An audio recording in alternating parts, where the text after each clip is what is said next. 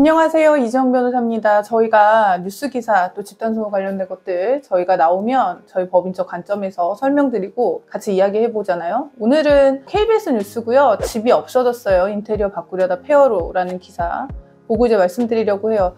최근 춘천에서 건물을 리모델링하는 인테리어 공사를 하고 이제 결국은 그에 대한 비용을 어느 정도 이상 냈음에도 불구하고 갑자기 인테리어 업자가 잠적을 한 사안입니다. 이유를 보통 생각을 하면 저희가 이제 인테리어 공사라는 거는 관련 법상 도급 계약이거든요. 그러니까 도급 계약은 뭐냐면 일의 완성을 했을 때 그 완성의 정도에 따라 돈을 지급하기 때문에 보통의 인테리어 계약은 뭐 계약금, 중도금, 잔금으로 하든지 아니면 인테리어 공사 중에 여러 가지 뭐 화장실 공사, 거실 공사 뭐 여러 가지 공사를 나눠서 화장실 공사 얼마, 거실 공사 얼마 뭐 이렇게 하는 경우가 많잖아요.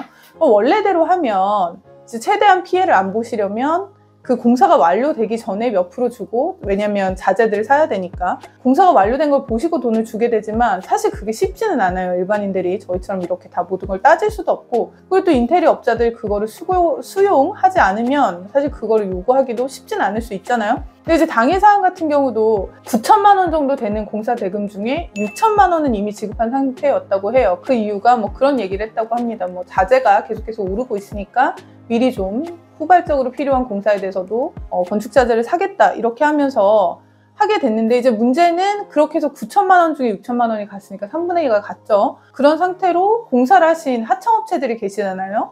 보통 인테리어 공사는 또 이 설계하시는 쪽과 개별 공사들, 뭐 예를 들어 타일을 하시는 쪽이라던가 아니면 석공하시는 쪽이라던가 목재하시는 쪽이라던가 이쪽이 다 분리가 돼 있고, 싱크대 같은 것도 개별 발주해서 이만 설치하고 이렇게 하는 경우가 많기 때문에 사실 인테리어 공사는 하도급이 되게 많이 이루어지잖아요.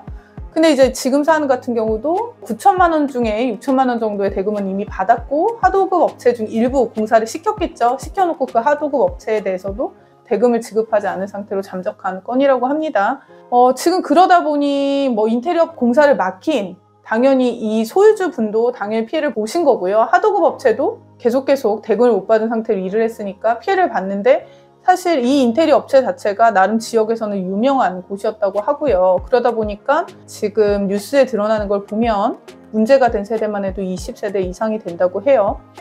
사실 되게 앞으로도 이거 외에도 더 업자들이 문제를 일으킨 게 있다고 하니까 더 피해는 큰 것으로 보이는데요. 사실 여기에서 저희가 알 수 있는 건 제가 앞서 말씀드린 것처럼 인테리어 계약 자체가 도급 계약이기 때문에 공사가 완료됐을 때 그에 대한 완료분만 지급하는 식으로 공사 계약을 사실 잘 체결해야 되는데, 아무래도 뭐 금액을 깎아준다거나 하는 식으로 해서 대금을 미리 받는 이런 행위들을 또 이제 유혹이 있을 수는 있죠. 그렇지만 이제 이런 지금 문제들이 많이 발생하고 있으시니까요. 피해를 최소화하기 위해서 이 부분 꼭 잘 아시고, 제가 말씀드린 것처럼 공사가 완료된 부분에 대해서만 대금을 지급하고 그 재료비도 공사에 필요한 부분까지만 하는 식으로 처리하시는 게 좋을 것으로 보입니다.